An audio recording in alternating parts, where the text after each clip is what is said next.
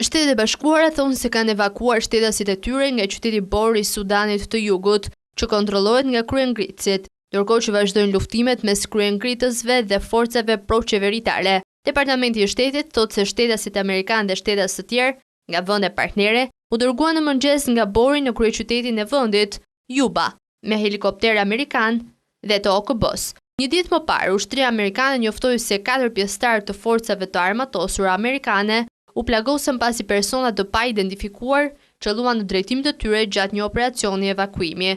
Presidenti Barack Obama i tha Kongresit se mund të marrë masa të mëtejshme për të mbrojtur amerikanët në Sudanin e Jugut. Presidenti është me pushime në Havaj, por tha përmes një letre në adresë të udhëheqësve të Kongresit se rreth 46 trupa amerikanë u dërguan të shtunën për të ndihmuar evakuimin. Këto trupa janë përforcime që ushtohen 45 ushtarëve amerikanë të dërguar për të mbrojtur ambasadën në Juba.